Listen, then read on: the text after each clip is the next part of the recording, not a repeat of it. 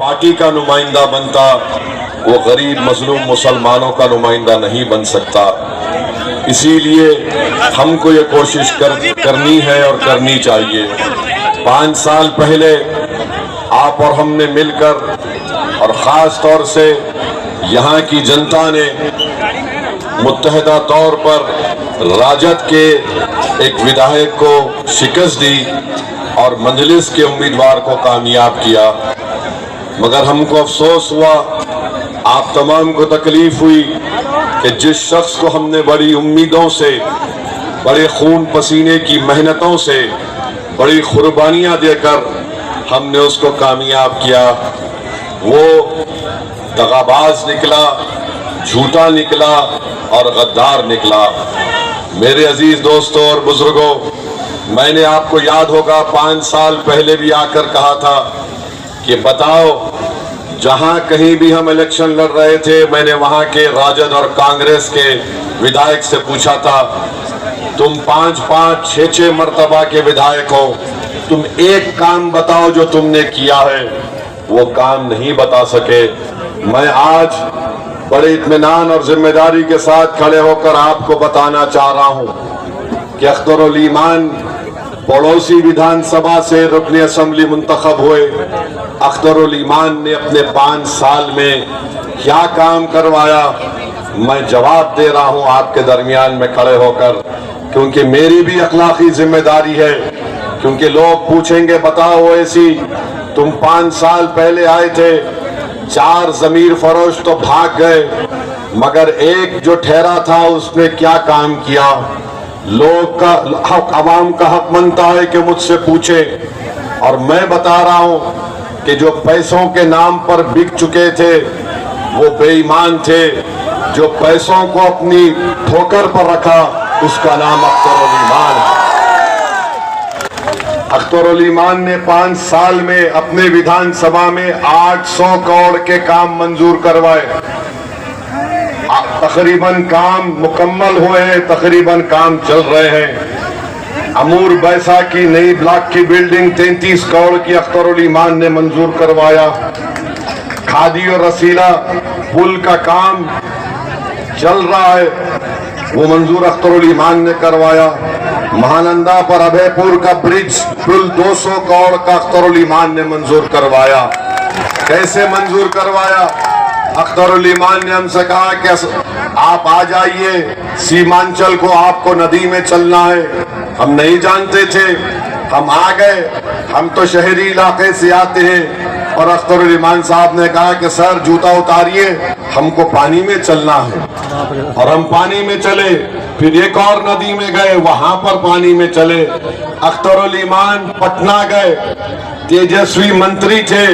अख्तरुल ईमान खड़े होने से पहले उस वक्त तेजस्वी उप डिप्टी चीफ मिनिस्टर थे, डिप्टी चीफ मिनिस्टर थे। उन्होंने कहा करके, अख्तरुल ईमान साहब आप फिक्र ना करें, आपका पुल सैंक्शन कर दिया गया। मेरे भाई, ये ताकत होती है।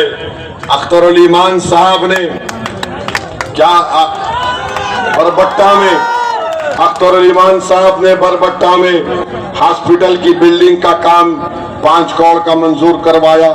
वो जो बिजली का ऑफिस था, 17 किलोमीटर दूर से बिजली आती थी, अख्तरुल ईमान ने उसको खरीद करके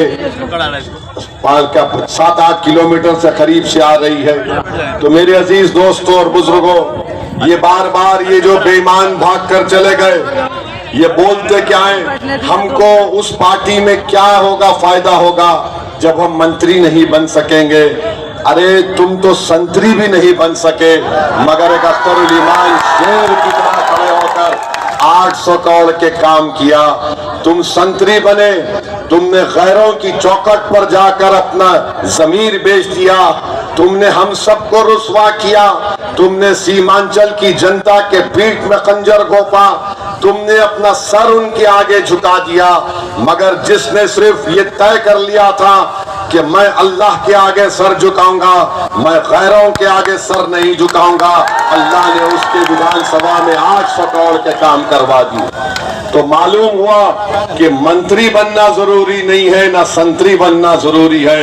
बनना क्या बनना है? एक मर्द मुजाहिद बनना है, ताकि इनकी आंखों में आंखें डालकर हम काम करवा सकें। आप बताइए, 5 या 6 मर्तबा के विधायक यहाँ के राजद के थे, अब ये 2 मर्तबा के विधायक हो गए। देखिए, याद रखिए, रुकनुद्दीन माने रुकन का मतलब एक सुतून होता है दीन का। तुम उस नाम के भी अहमियत को बरकरार नहीं रखे।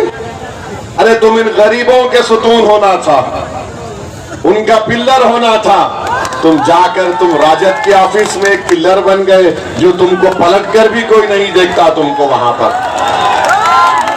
क्या तुमने बेईमानी की? और तुम समझ रहे हो कि तुम हमारे मजलिस के लोगों के खिलाफ FIR दर्ज कराने से हम दब जाएंगे, हमको तकलीफ होगी। सुनो, याद रखो, पुलिस को जाने से हमारा सियासी हकीका होता है, और पुलिस को तो हम अपना ससुराल समझते हैं। जेल को हम गए कई मर्तबा, पुलिस की लाठियां मेरे सर और पीठ पर पड़ी। तो हम तो आए हैं इस मैदान में, मरने को आए हैं, जीने को नहीं आए तुम्हारी तरह। मरना तो सबको एक दिन, मगर वो मौत काबिले कदर मौत होगी जो जालिम के खिलाफ लड़ते हुए आ जाए, जो तागूत के खिलाफ खड़े होकर हक को बयान कर सके। अरे मौत फिरौन को भी आई, मौत नमरूद को भी आई, मौत यजीद की भी आई, मगर जो कुर्बानी इमाम हुसैन ने दी, सुबह क़यामत तक लोग इमाम हुसैन को याद करते, यजीद को याद नहीं रखते। टीपू सुल्तान ने अंग्रेजों के खिलाफ लड़कर अपना हर चीज कुर्बान कर दिया। और टीपू की मौत कैसे आई? टीपू के हाथ में तलवार थी, अंग्रेज जनरल 1 घंटे तक रुका रहा, जिस्म को हाथ लगाने से पहले कोई जाकर डर रहा था। और जब अंग्रेज जनरल ने जाकर टीपू के जिस्म को हाथ लगाई, तो उसने कहा कि इसका जिस्म बहुत गर्म है। जिस्म से रूह निकल गई, मगर एक मर्द मुजाहिद का जिस्म गर्म था। हम इस मौत की तमन्ना करते हैं, हम थूकते हैं इसी जिंदगी पर जो गैरों के सामने ईमान को बेचा जाता है। और मुझे यकीन है कि आप इन गद्दारों का, इन दुश्मनों का मुंह तोड़ जवाब देंगे आने वाले विधानसभा में। आप देंगे ना इंशाअल्लाह? जिन्होंने आपसे को झूठ बोलकर आपके ख्वाबों को चुकनाचूर करने की कोशिश की, जिसने हमारी माँ और बहनों की दुआओं को, उनकी कुर्बानियों को रायगा जाने दिया, मुझे यकीन है कि यहाँ की जनता जमहूरी तरीके से एक मुंह तोड़ जवाब देगी। और यहाँ पर विधायक साहब है, जमीन का म्यूटेशन में पैसा लिया जाता नहीं लिया जाता? बताइए हमको। कम से कम 20,000 रुपया लिया जाता है, लिया जाता है 20,000 रुपया। कितना लिया जाता है? हाथ उठाइए। फिर उसको ऑनलाइन चढ़ाने के लिए 2,000 रुपये देते हैं। बताओ रुकनुद्दीन, तुम्हारा कितना हिस्सा है इसमें? म्यूटेशन ऑनलाइन, यानी भ्रष्टाचार आम कर दिए कि बेटा जितना लूटना है लूट लो, गरीब का खून चूस लो, कोई जवाबदेही नहीं होगी। जवाबदेही होगी जिसका खून तुमने चूसा है। वो जब वोट डालने जाएगा, वो कहेगा कि रुकनुद्दीन, पतन छाप के नाम पर तुझे विधायक बनाया, अब पतन छाप के नाम पर वोट डालकर तुझे घर में बिठाएंगे इंशाअल्लाह ताला। मेरे अजीज दोस्तों और बुजुर्गों, हम आपके सामने बता रहे हैं कि आवास योजना के लिए भी पैसे देना पड़ता गरीब को। बताइए, ये नीतीश कुमार, मोदी की सरकार क्या कर रही है? मोदी दिल्ली में बैठ के बोलते, मैं ना खाऊंगा ना खाने दूंगा, मगर बिहार में जो लूटना है लूट लो, मैं आंख बंद करके सिर्फ बोलूंगा सीमांचल में घुसपैठी आ गए।